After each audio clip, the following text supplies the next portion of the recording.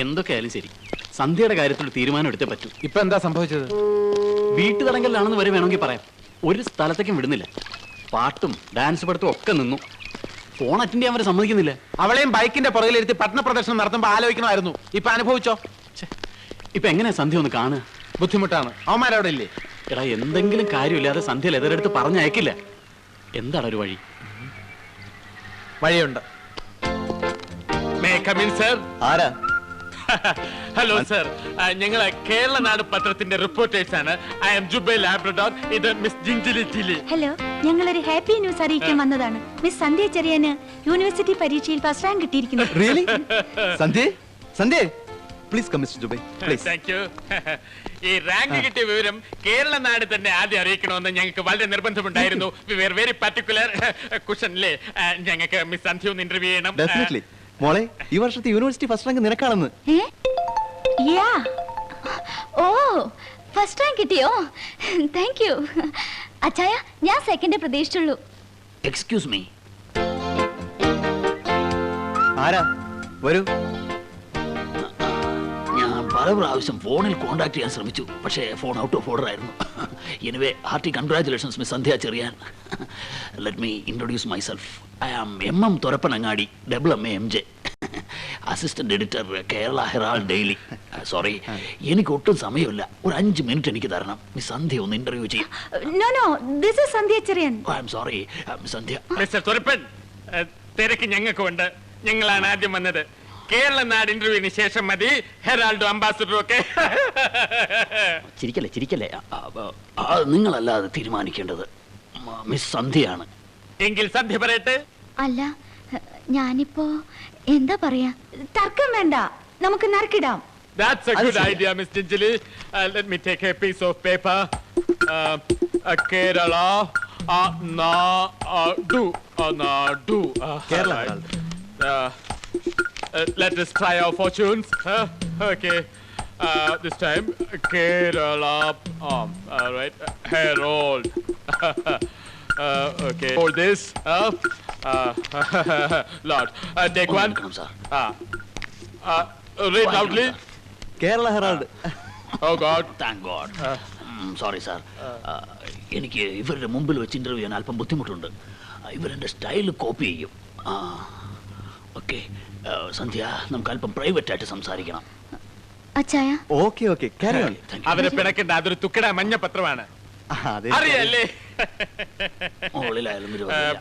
ആരെന്തൊക്കെ സ്വകാര്യ ഇന്റർവ്യൂ എടുത്താലും ഞങ്ങളുടെ കേരള നാട് കവർ ചെയ്യുന്ന മാതിരി വരില്ല. Wide coverage, wide canvas, excellent photography അല്ലേ miss Jinjili? By the by, sir എന്ത് ചെയ്യുന്നു? എന്താ നോക്കുന്നത്?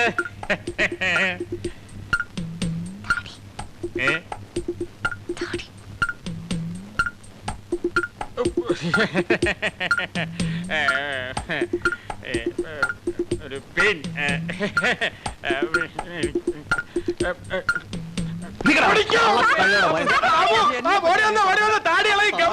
ഞാൻ അപ്പോഴേ പറഞ്ഞതാ. എന്തിനു പരിഹാരം ഉണ്ടാക്കാൻ?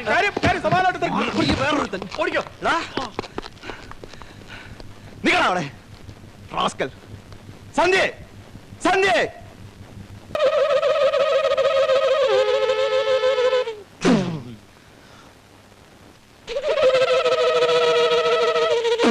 എന്താണ് ആദ്യം പോലെ നോക്ക്. വാടാ. എന്താടാ വല്ലാണ്ട് ഒരുക്കിയിരുന്ന സ്വർണം മുഴുവൻ കള്ളന്മാര് കൊണ്ടുപോയി. പോലീസിൽ അറിയിച്ചില്ലേ? അറിയിച്ചു. അവര് വന്ന് എന്തൊക്കെയോ കുത്തിക്കുറിച്ചു പോയി. 15 പവൻ തയ്ക്കാനായി ഞാൻ പാടുപെടുകയായിരുന്നു. നീ വിഷമിക്കാതിരിക്കേ. പറഞ്ഞ തീയതിക്ക് എന്നെ വിവാഹം നടത്താമെന്ന് ഞാൻ അമ്മയ്ക്ക് വാക്ക് കൊടുത്തിരുന്നതാ. ഈ വിവാഹം നടന്നില്ലെങ്കിൽ ആകെ നടക്കിടാവും. നീ ഒന്ന് സമാധാനമായിരിക്കേ. മല്ലികയുടെ വിവാഹം നടക്കും. എങ്ങനെ നടക്കുന്ന നീ പറയുന്നത്? എങ്ങനെയെങ്കിലും നടക്കും. നമുക്ക് നടക്കുമെന്ന് തന്നെ വിചാരിക്കാം. ഉണ്ണി ഇങ്ങനെ വിഷമിക്കാതിരുന്നാ മതി. ഈ സംഭവത്തിന് ശേഷം അമ്മ ആകെ തകർന്നിരിക്കുകയാണ്. എന്താന്നറിയില്ല, നമ്മുടെ രണ്ടുപേരുടെയും സമയം തീരെ മോശാന്ന് തോന്നുന്നു. 1 മാസത്തിനുള്ളിൽ അമ്മയ്ക്ക് ട്രാൻസ്ഫർ ഉണ്ടാവും അത്രേ, കോഴിക്കോട്ടേക്ക്. ആ കാര്യോർത്ത് വിഷമിച്ചിരിക്കുമ്പോഴാ ഉണ്ണിയുടെ വീട്ടിൽ മോഷണം നടന്ന വിവരം അറിഞ്ഞത്. എന്റെ എല്ലാ കാര്യങ്ങളും ലതയോട് തുറന്നു പറയുമ്പോഴാണ് അല്പമെങ്കിലും ആശ്വാസം കിട്ടിയിരുന്നത്. ഉണ്ണി പേടിക്കണ്ട, അമ്മയോടൊപ്പം ഞാൻ പോകുന്നില്ല കേട്ടോ. ഞാനിവിടെ ഏതെങ്കിലും ഹോസ്റ്റലിൽ താമസിക്കാന്ന് വിചാരിക്കുക.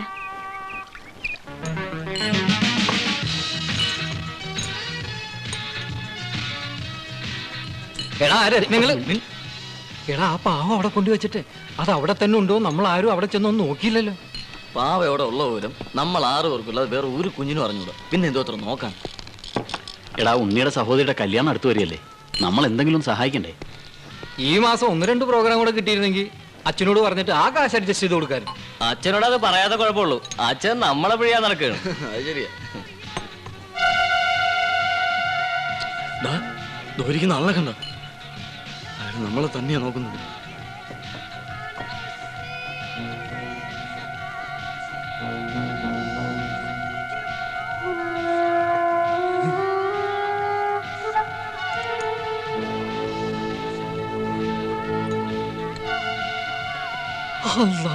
വെള്ള ഷൂസും വെള്ള പാന്റ് അന്ന് നമ്മൾ അവിടെ കണ്ട ആളാടാ.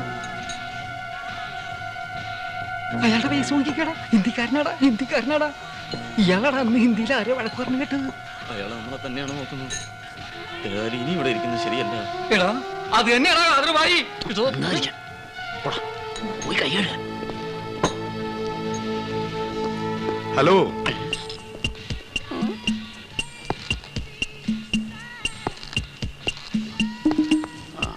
ഹലോ, എന്തൊക്കെയുണ്ട് വിശേഷങ്ങൾ? ആ സുഖം.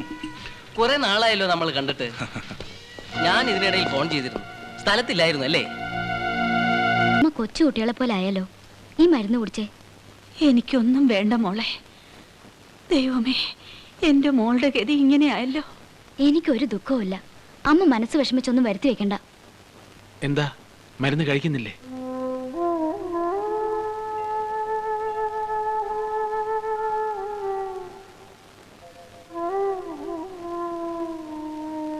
അമ്മ ഇങ്ങനെ കിടന്നതുകൊണ്ട് പോയതൊക്കെ തിരിച്ചു കിട്ടുമോ? പോലീസ് അന്വേഷിക്കുന്നുണ്ട്. മക്കളുടെ വിവാഹം കഴിഞ്ഞു കാണാനുള്ള ഭാഗ്യം നിന്റെ അച്ഛനുണ്ടായില്ല. എനിക്കും അത് കണ്ട് കണ്ണടയ്ക്കാൻ കഴിയുമെന്ന് തോന്നുന്നില്ല. മരിക്കുന്നതിന് മുൻപ് എനിക്കതെന്റെ മോൻ സാധിച്ചു തരുമോ? അമ്മയ്ക്കറിയോ, ജനങ്ങളുടെ മുമ്പിൽ ഗോഷ്ടി കാണിച്ച് നടക്കുമ്പോഴും എൻ്റെ ഉള്ളിലൊരു തേങ്ങലുണ്ട്. അതെൻ്റെ സഹോദരികളെ കുറിച്ച് ഓർത്ത് മാത്രമാണ്. അമ്മ ഒന്നുകൊണ്ടും വിഷമിക്കണ്ട. പറഞ്ഞ തീയതിക്ക് എന്നെ മല്ലികയുടെ വിവാഹം നടക്കും. ഞാൻ നടത്തും.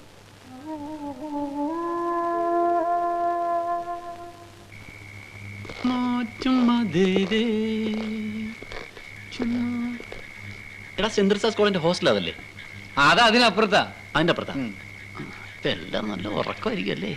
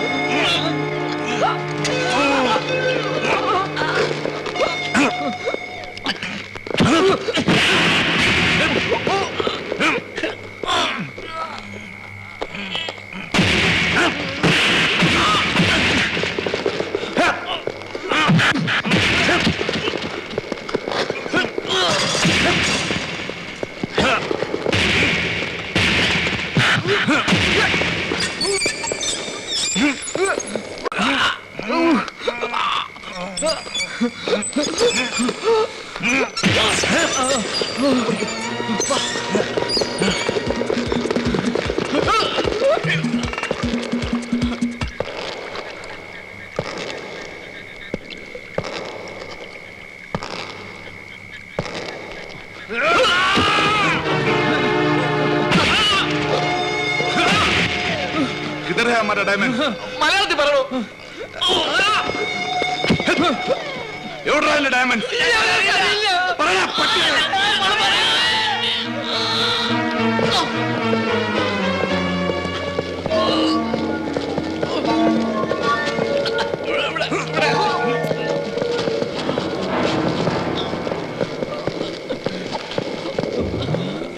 എവിടെ ഡയമണ്ട്?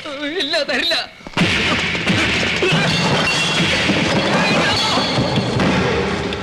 എടുക്കടാ. എടുക്കാൻ.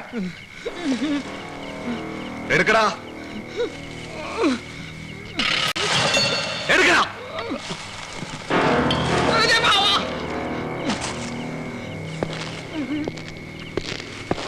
കൊണ്ട് ഓടടാ, പിടിയടാ, പുറകെ ഓടടാ, പിടിയടാ, പുറകെ ഓടടാ, ഓടടാ, വെച്ച് പിടിയടാ, ഓടടാ, ഓടടാ, ഓട്, ഓട്, ഓട്, ഓട്, ഓടടാ, ഓട്, ഓട്, അവനെ കൊന്നേ. ഇതെന്താണ്? നിസാമേ, അയ്യോ, കാലമായി എവിടെ? ഓ, വല്ല സ്വപ്നവും കണ്ടിട്ട് മനുഷ്യനെ തള്ളി താഴ്ത്തിടും. നിന്നോട് ഞാൻ പല പ്രാവശ്യം പറഞ്ഞിട്ടില്ല ഇവിടെ ഒന്ന് കിടക്കരുന്ന്. എടാ ഞാനൊരു സ്വപ്നം കണ്ടടാ. എന്ത് സ്വപ്നം? കാതറുമായി നമ്മളെല്ലാം അടിച്ചിട്ട് ഡയമണ്ട്സും കൊണ്ട് കടന്നു കളഞ്ഞു. ഓ, നേരം വെളുത്തായി ഡയമണ്ട്സ് ഡയമണ്ട്സ് എന്നുള്ള ഒറ്റ ചിന്തയുള്ളൂ. ബാക്കിയുള്ളവർ എങ്ങനെയെങ്കിലും ഒന്ന് മറക്കാൻ ശ്രമിക്കുന്നു. മിണ്ടാതെ കിടന്ന് ഉറങ്ങണം.